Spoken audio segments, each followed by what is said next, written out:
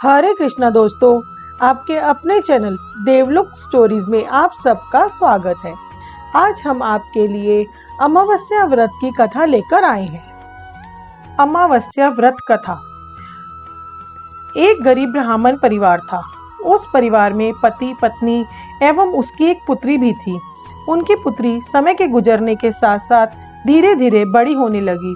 उस पुत्री में बढ़ती उम्र के साथ सभी स्त्रियोचित सगुनों का विकास हो रहा था। वह कन्या सुंदर, संस्कारवान एवं गुणवान थी, परंतु गरीब होने के कारण उसका विवाह नहीं हो पा रहा था। एक दिन उस ब्राह्मण के घर एक साधु महाराज पधारे।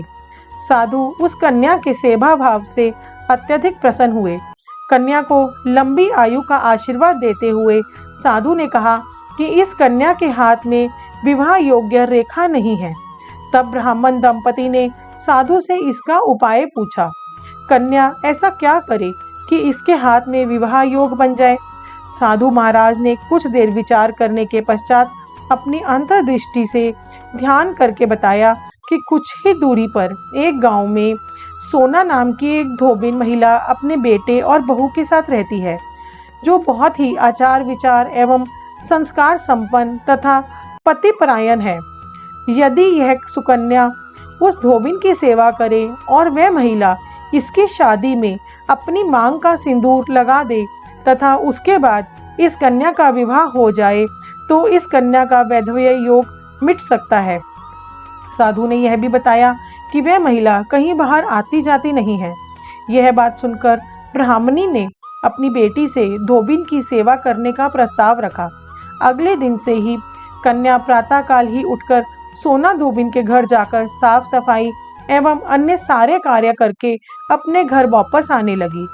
एक दिन सोना धोबिन अपनी बहू से पूछती है कि तुम तो सुबह ही उठकर सारे काम कर लेती हो और पता भी नहीं चलता। बहू ने कहा, माँ जी, मैंने तो सोचा कि आप ही सुबह उठकर सारे काम खुद ही खत्म कर लेती हो, मैं तो देर से उठती हूँ। यह सब जानकर दोनों सास बहू घर की निगरानी करने लगी कि कौन है जो सुबह ही घर का सारा काम करके चला जाता है।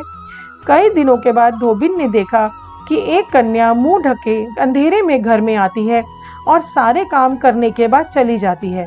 जब वह जाने लगी तो सोना धोबिन उसके पैरों पर गिर पड़ी। पूछने लगी कि आप कौन हो, इस तरह छुपकर मेरे घर की चाकरी क्यों करती हो? तब कन्या ने साधु द्वारा कही गई सारी बात बताई।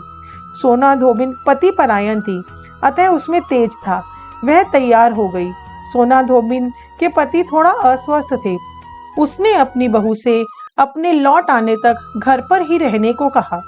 सोना धोबिन ने जैसे ही अपनी मांग का सिंदूर उस कन्या की मांग में लगाया, सोना धोबिन का पति मर गया। उसे इस बात का पता चल गया। वह घर में निराजल ही चली गई। यह सोचकर कि रास्ते में कहीं पीपल का पेड़ मिलेगा तो उसे भंवरी देकर और उसकी परिक्रमा करके ही जल ग्रहण करेगी। उस दिन सोमवती अमावस्या थी। ब्राह्मण के घर मिले हुए पकवान की जगह उसने ईंट के टुकड़ों से 108 बार भंवरी देकर 108 बार पीपल के पेड़ की परिक्रमा की और उसके बाद जल ग्रहण किया। ऐसा करते ही उसके पति के मृत शरीर में वापस जान आ गई।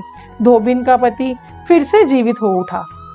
धार्मिक मान्यताओं के अनुसार जो महिला सोमवती अमावस्या से भंवरी देने की परंपरा शुरू करती है और हर अमावस्या को भंवरी देती है, उसके सुख और सौभाग्य में वृद्धि होती है। दोस्तों, आपको ये वीडियो कैसी लगी कमेंट बॉक्स में कमेंट करके जरूर बताइएगा। हमारे साथ बने रहने के लिए आपके अपने चैनल देवलोक स्टोरीज को सब्सक्राइब कीजिए। हमें इतना प्यार और सहयोग देने के लिए आप सबका बहुत बहुत धन्यवाद।